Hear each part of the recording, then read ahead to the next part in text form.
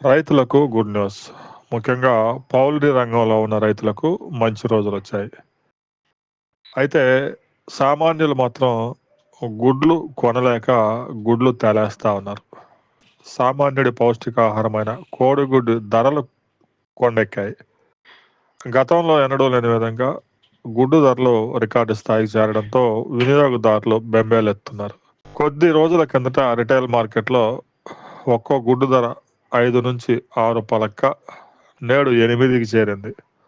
Wholesale మార్కెట్‌లో ఒక్కో కోడిగుడ్డు రూ. 7.30 పైగా పలుకుతుంది.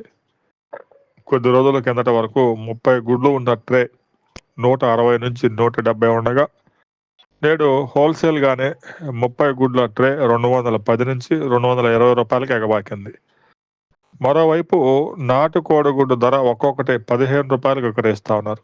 డిమాండ్‌కు తగిన ఉత్పత్తి లేకపోవడంతో ఆకస్మికంగా గుడ్ల ధరలు పెరిగాయని పౌల్ట్రీ వర్గాలు చెప్తాయి. తెలుగు రాష్ట్రాల్లో రోజుకు 8 కోట్ల గుడ్ల ఉత్పత్తి జరిగేది. అయితే కోళ్ళకి అవసరమైన దాన, చేప పొట్టు, మొక్కజొన్న, ముడిసరుకు ధరలు విపరీతంగా పెరగడంతో చాలామంది రైతులు పౌల్ట్రీ ఫారాలు మూసివేశారు. దీంతో గుడ్ల ఉత్పత్తి గణనీయంగా పడిపోయింది. ప్రస్తుతం హోల్‌సేల్ మార్కెట్‌లో ఒక్కో గుడ్డు రూ. 7-8 పలుకుతా ఉంది. రిటైల్ మార్కెట్‌లో రూ. 9-10కి అమ్ముతూ ఉన్నారు. మరో 2 నెలలు ఇదే ధరలు కొనసాగే అవకాశం కనిపిస్తా ఉంది. ఇక ఉత్పత్తి పెరగడానికి కొంత సమయం పడుతుంది. ధరలు ప్రస్తుతానికి తగ్గే అవకాశాలు లేవు. ఉత్తరాది రాష్ట్రాలకు కూడా పెద్ద ఎత్తున ఎగుమతి అవుతున్నాయి.